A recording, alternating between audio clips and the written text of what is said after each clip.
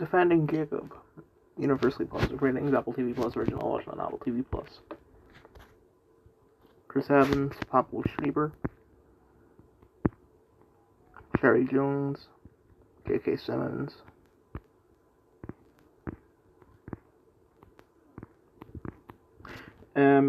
It's good. I'm feeling I'm gonna be disappointed by the rest of it because I'm probably, even though I'm thinking about it, I'm still going to end up probably thinking, it's going to be a legal drama, and then there's very few court scenes, and just, I'm going to try and not do that, just in case, but I wouldn't be surprised if I do. But first episode, pretty good. I like the, you get to see sort of how broken he is at the start, and then it got to just before the murder where everything's happy, he's a great dad, got a great family, all that, but then murder happens and something may or may not have a sort of connection to his son, and it just, pacing of it is quite good.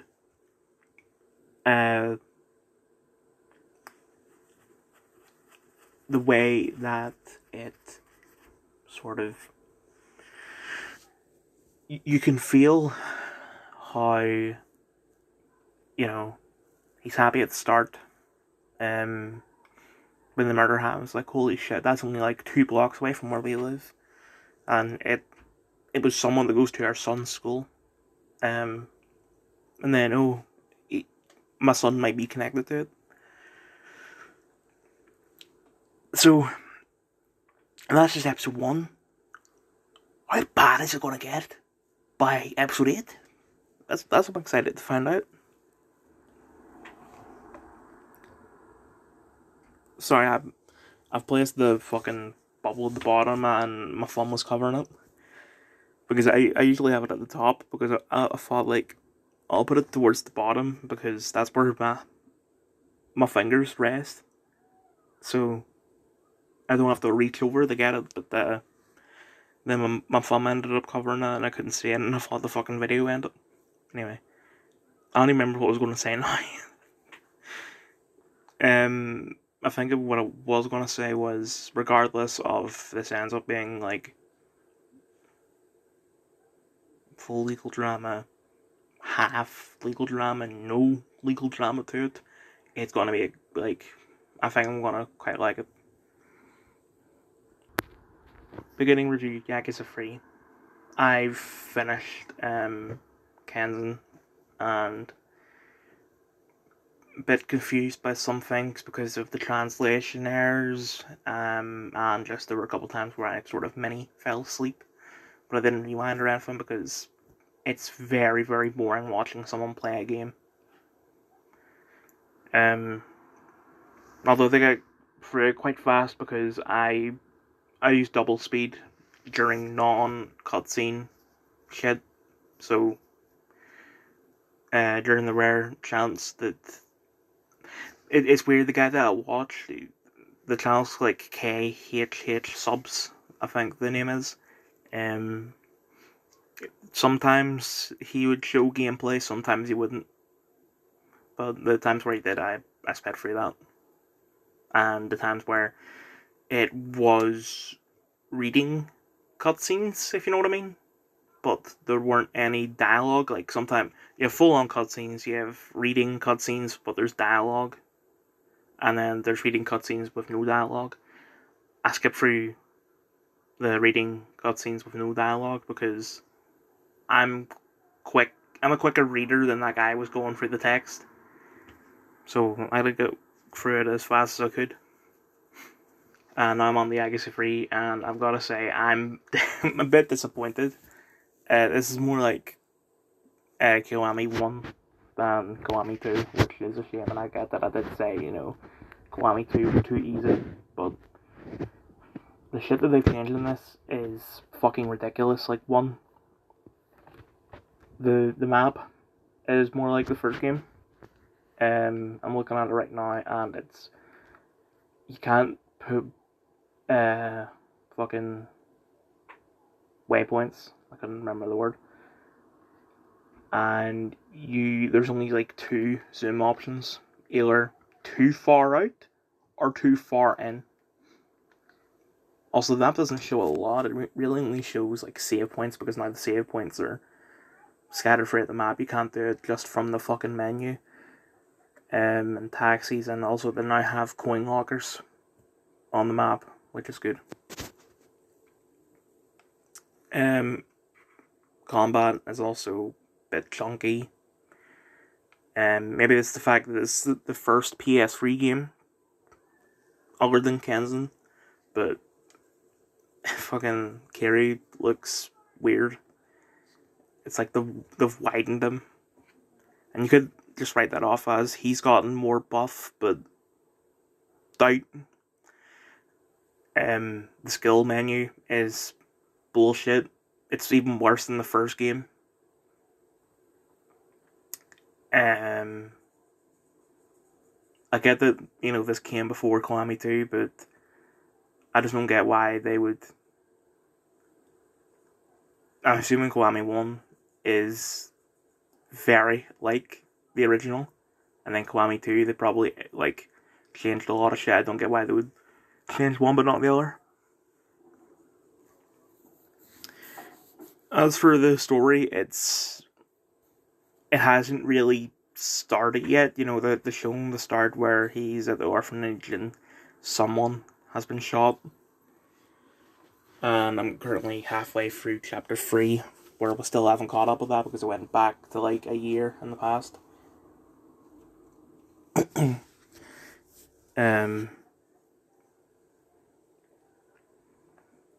So, another thing, sub-stories. They're showing on the map, but it doesn't feel as rewarding as it did in the second.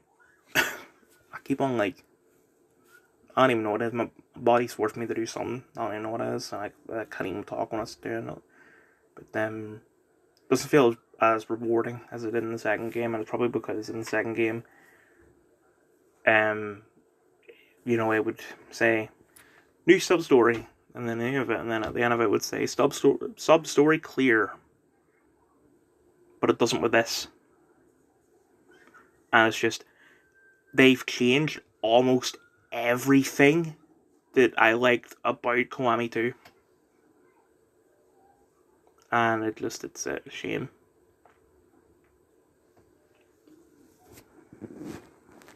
Anyway, Doctor Who and the Daleks. Next ratings, I watched it on YouTube, unfortunately.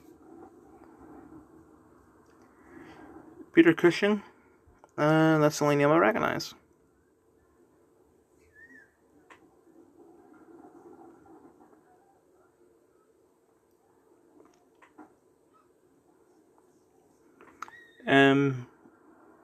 I was planning on watching this because I'll show you this. So this is the app that I use to sort of track what episode of shows I'm on, because I have watched so many, and I don't put my focus on one because I just get bored easily. But this not only shows every episode from the 26 seasons of the original show, it also shows sort of bonus things, like, you have the movie. Actually, there are a couple of movies, because you have the Paul McGann one, you have the 2 Peter Cushing ones, you have 2 animated David Tennant ones, and there's also documentaries and things like that. And I'm pretty sure that this app lists the first Peter Cushing movie as after this episode.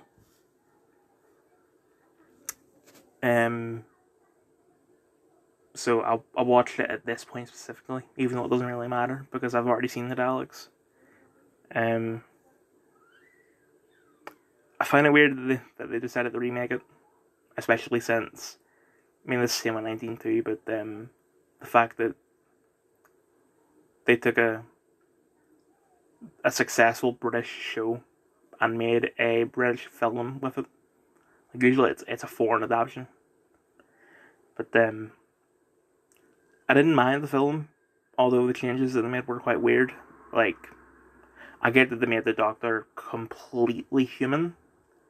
Um, like that's fine, but just the fact that they decided to make both Susan and Barbara his granddaughters is weird. Since Barbara is Susan's teacher in the show. Peter Cushing's performance is quite good because, it's fucking Peter Cushing.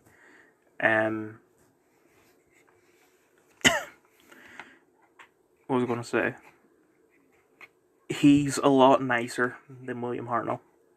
Although he does still do, like, the sort of trickery that Hartnell does, because something I don't like about William Hartnell's Doctor is the fact that he is so curious about everything that he would rather bullshit his way into forcing everything.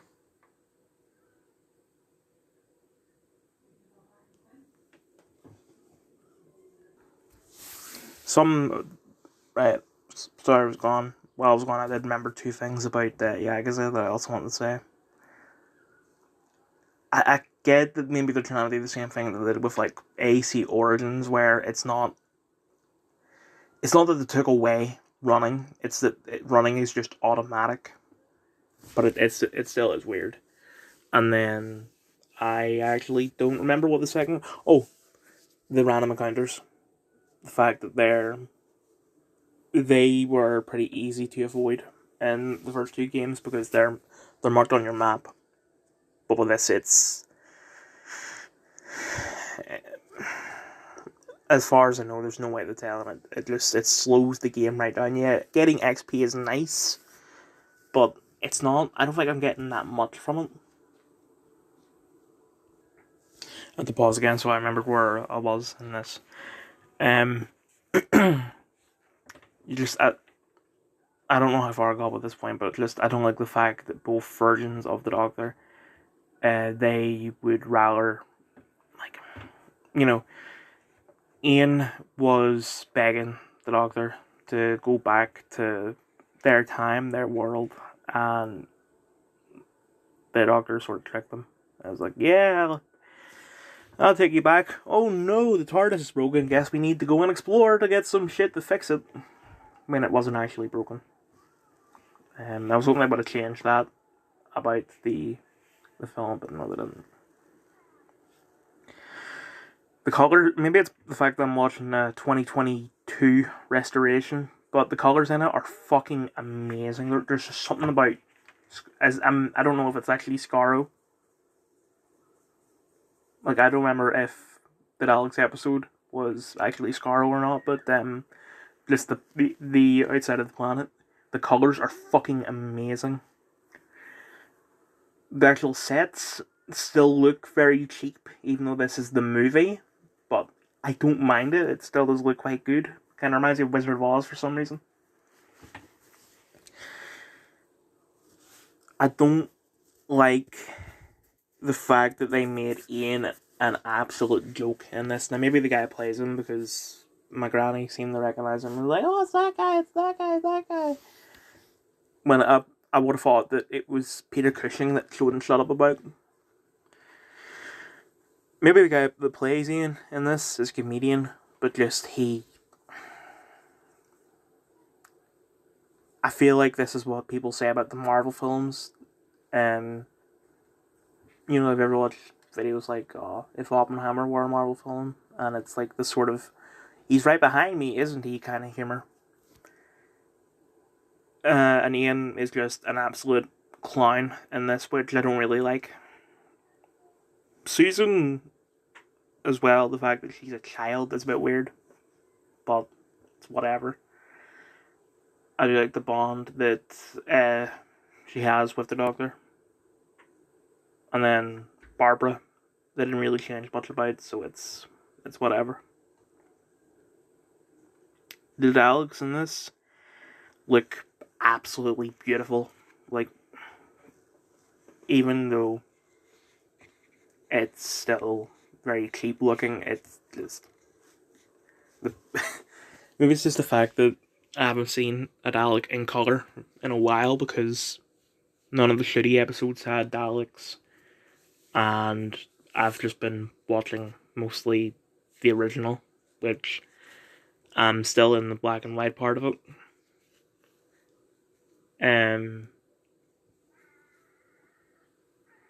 I want to forget what I was gonna say.